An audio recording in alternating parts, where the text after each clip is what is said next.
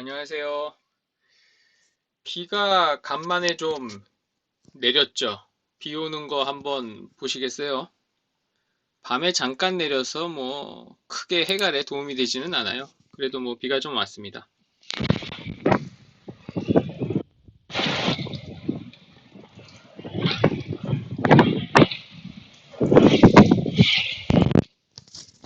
네, 이렇게 뭐 비가 왔었죠. 네. 이제 많은 사람들이 궁금해하는 게 이런 거예요. 겨울이 굉장히 가물다. 겨울이 가물어서 걱정이다. 라고 이야기를 합니다. 그리고 이제 사과연구소의 연구관으로 계시던 분이 운영하는 밴드에 이제 글을 쓰십니다. 뭐라고 글을 쓰냐 하면 이런 식이죠. 관수가 필요하다, 조속하게. 특히 이제 아리수도 건조해서 스트레스를 받으면 봄에 건조동의 피해로 연결될 가능성이 높아지고 있다. 이렇게 해서 이야기를 하는 거예요. 그러면 우리는 뭐를 살펴봐야 하느냐? 여기에서 건조하면 스트레스가 오고 스트레스를 받으면 동해 피해가 발생한다. 자, 이 말이 사실인지 아닌지는 아직 아무도 모르지요. 왜 아무도 모르냐? 관련된 정보가 없기 때문입니다. 단지 추측은 가능하죠. 누구나 다 이렇게 생각을 해요. 지금 겨울이 굉장히 메마르고 있고 이로 인해서 모든 작물이 건조함에 스트레스를 받을 것이다 라고요. 근데 과연 그럴까 라는 거에 대해서도 한번 생각을 해 보셔야죠. 그래서 제가 이 글에다가 밑에다가 댓글을 써놨죠. 여기 보면은 이제 굉장히 많은 사람들이 좋아하고 건조하니까는 물을 줘야 된다라는 거에 대해서 이 글을 공유를 해서 정보가 퍼져나가게 되는데 왜 저는 여기에다가 반대되는 의견을 적느냐 이런 겁니다. 이제 농민들은 건조동해라는 말을 써도 돼요. 묘목업자도 그런 말을 해도 되고 뭐 마음껏 해도 돼요. 왜? 자기 말에 굳이 책임을 져야 되는 사람들이 아니잖아요. 어떤 농민이 설탕을 뿌리면 좋아요 라고 얘기를 했는데 그거를 내가 듣고 따라해서 농사가 잘 안 됐어. 그럼 그 농민한테 책임을 물을 거예요? 아니잖아요. 그냥 농민이 한 소리인 거지. 근데 정부 기관의 연구자는 건조동에다 이런 말을 쓰려면 근거가 있어야 돼요. 무슨 말이냐? 이런 거예요. 건조해서 스트레스를 받고 그러면 그게 동해 피해를 받아서 아리수나 썸머킹이 문제가 생긴다 라고 얘기를 하려면 예를 들어서 한 5년 전이라고 해보자고요. 17년, 18년, 19년, 20년, 21년 이렇게 해서 어떤 건조한 해가 있었으면 겨울이 그 다음에 봄에 동해 피해가 많이 발생을 했느냐 이런 데이터가 필요하다라는 거죠. 그리고 사과나무가 월동을 한다라는 얘긴데 월동을 할 때는 휴면 상태예요. 깜깜하게 그냥 자고 있다고요. 자고 있을 때에도 생리적인 활동을 하고 있지 않을 때에도 건조함에 대해서 스트레스를 받느냐라는 데이터가 필요하다고요. 아니 뭘 그렇게 꼬치꼬치 따져야 돼요. 그냥 물 주면 좋을 거 아니에요. 그렇게 생각하실 수도 있는데 농민은 그렇게 얘기하고 묘목업자도 그렇게 얘기를 해도 되지만 정부에서 연구하는 사람은 그렇게 얘기를 하려면 근거가 필요하다라는 얘기예요. 그래서 여기에다가 근거를 보여주면 좋겠습니다. 라고 쓰는 거죠. 지하부에 수분이 어느 정도로 줄어들면 건조 동해의 위험이 있냐? 그럼 아오모리는 지금 1m 이상 눈이 쌓여져 있는데 과습에 의해서 그러면은 뭐 뿌리가 썩고 동해가 나타나느냐? 광합성을 하는 작물은 겨울에 건조 피해가 있지요, 지금. 딸기를 뭐 해놓는다거나 뭐 하면 당연히 물을 안 주면 동해 피해가 있겠죠. 근데 지금 사과나무의 뿌리는 사과나무가 이렇게 지상부가 있고 뿌리가 있잖아요. 뿌리는 두 가지로 나눠요, 보통. 이제 지지하는 지지근과 양분을 흡수하는 흡수근으로 나누거든요. 가을이 되면 지지근만 남고 흡수근은 전부 다 분해돼서 유기물이 돼버리는 거예요. 다 떨어집니다, 지지근에서. 얘는 사라져서 없어요. 없다라는 거는 물을 줘도 흡수를 못하거니와 지금 뭔가를 해줘도 도움이 안 된다라는 얘기예요. 근데 여기에서 어떻게 건조 피해가 발생하느냐라는 거예요. 그러면 혹시 건조 피해가 이 지상부에 발생을 하는 걸까요? 지상부에다 선생님들이 겨울에 건조하면 물 줘요? 지금 습도가 30에서 40% 정도예요, 겨울은. 우리나라의 겨울은. 늘 그래요. 그러면은 해마다 늘 뭐 지상부는 말라 죽나요? 그렇지 않지요. 그래서 어, 물론 뭐 사이가 안 좋아질 수도 있지만 이 이야기를 하는 겁니다.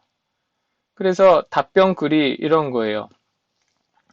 건조동해라는 말이 널리 쓰여서 그렇게 썼는데 이게 논문으로 혹시 나온 게 있는지 확인을 해보겠습니다 라고 했는데 이제 한 열흘 정도 지났거든요. 확인해서 있었으면은 글을 올려주셨겠죠. 근데 그 전에 저희도 다 확인을 해보죠. 정부의 이제 연구 사업이라든지 아니면 각종 학회지에 있는 논문이나 어떠한 보고서 같은 데에서 물론 해외도 포함을 해서 건조, 드라우트라고 하는 건조에 의해서 그 다음에 생육에 동해 피해를 받느냐 저희가 찾아본 바에 의하면 그런 용어 자체가 없습니다. 그런 게.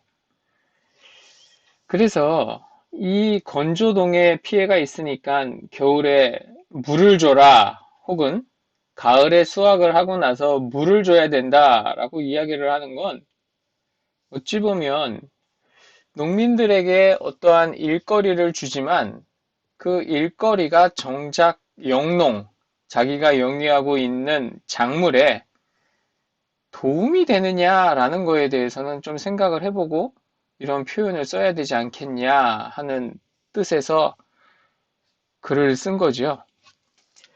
솔직히 글을 쓸 때는 부담이 되지요. 많은 사람들이 좋다라고 하고 당연히 그게 맞을 것 같은데 거기다 왜 저렇게 딴지를 거는 것 같은 글을 쓰지? 라고 생각을 하실 수는 있는데 그래도 누군가는 글을 써서 한번 생각을 해봐야 되지 않겠습니까? 이제 뭐 묘목업자이시고요, 이분은. 이분은 이제 농민이고, 네. 이런 분들이 뭐라고 하는 거는 다 괜찮아요. 왜? 자기 말에 책임을 져야 될 분들은 아니니까. 근데 왜 굳이 그 공직에 있는 사람에게만 그렇게 책임을 요구하느냐? 파급력이 크기 때문이죠.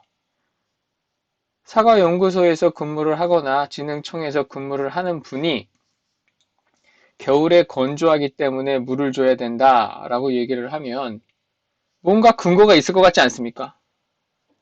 근거가 있으니까 그런 소리를 하겠지라고 보통 사람들이 생각을 하잖아요. 그럼 그 근거를 보여달라는 거죠. 그러면 저도 생각을 바꾸고 당연히 그렇게 안내를 하겠죠. 물을 줘야 됩니다라고. 근데 겨울에 건조해도 동해 피해를 안 받을 확률이 99.9%입니다.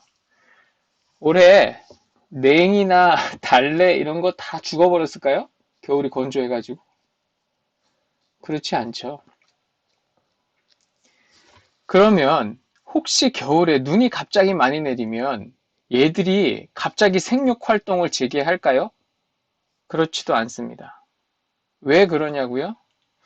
식물이 휴면이라는 상태에 들어갔다라고 하는 거는 광이라는 조건에 대해서 엔간하면 나는 눈을 감고 살 거야 라고 얘기를 하는 거고요. 세 가지 있어요. 온도라는 거에 대해서 둔감하게 변해버립니다. 그리고 하나가 수분이라고 하는 습도.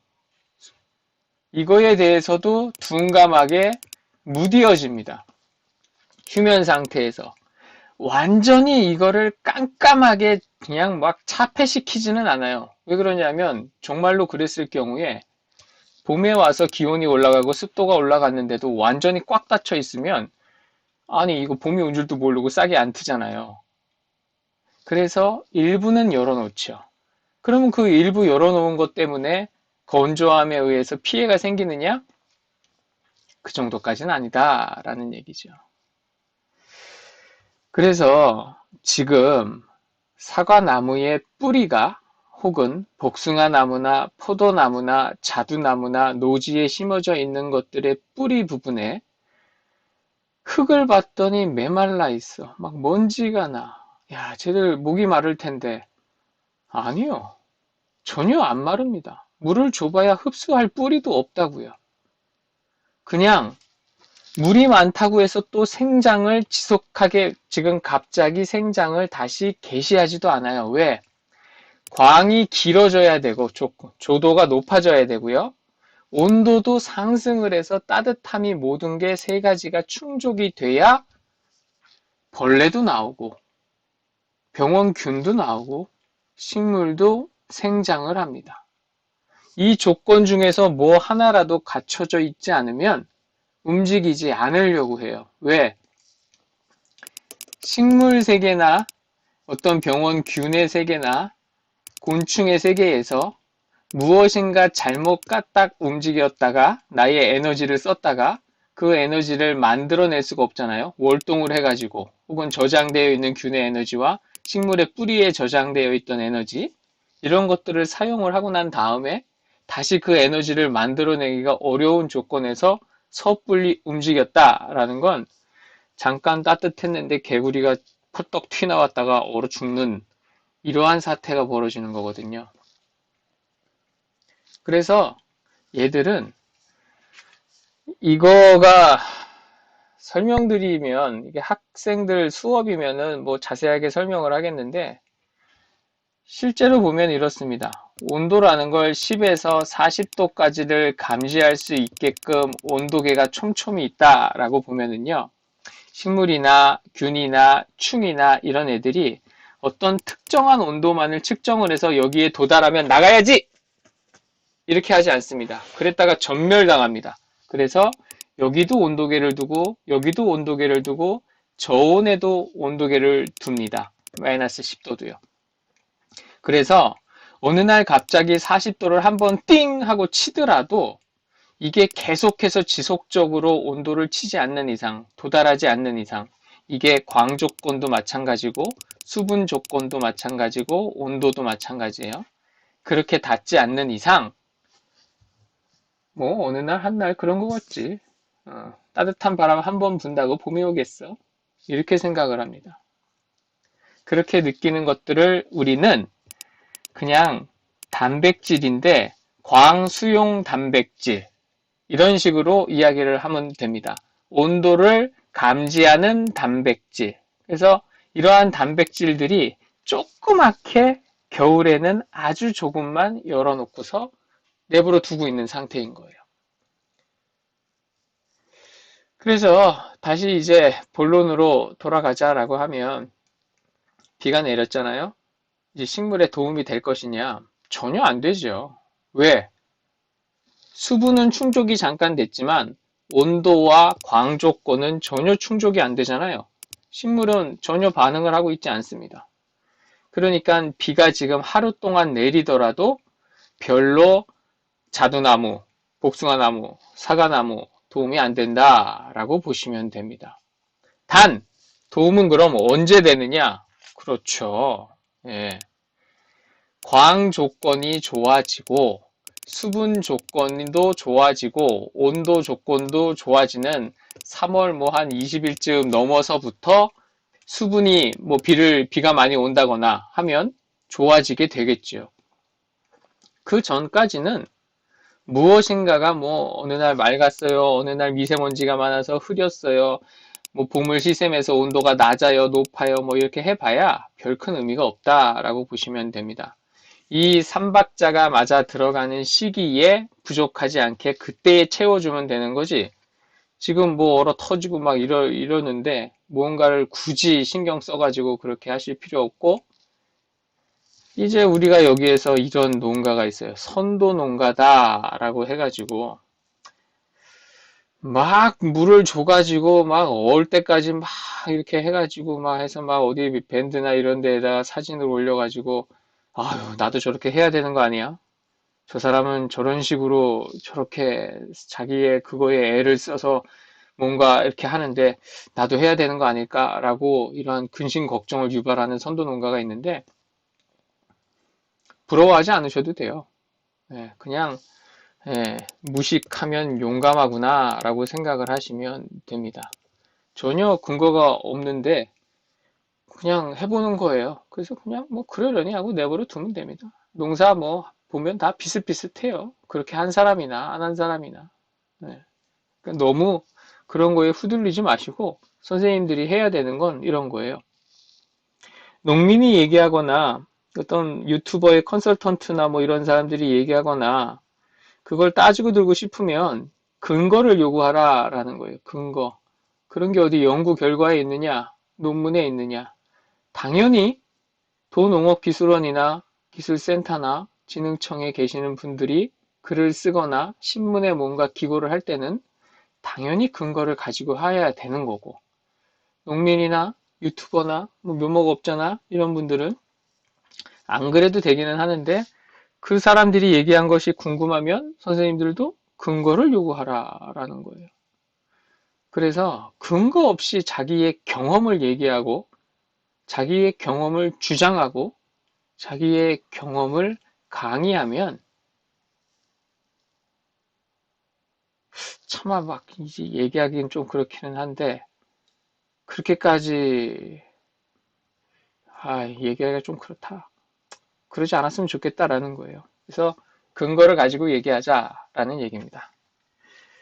한번 생각해보는 계기가 됐으면 좋겠고요. 다음에 또 뵙도록 하겠습니다.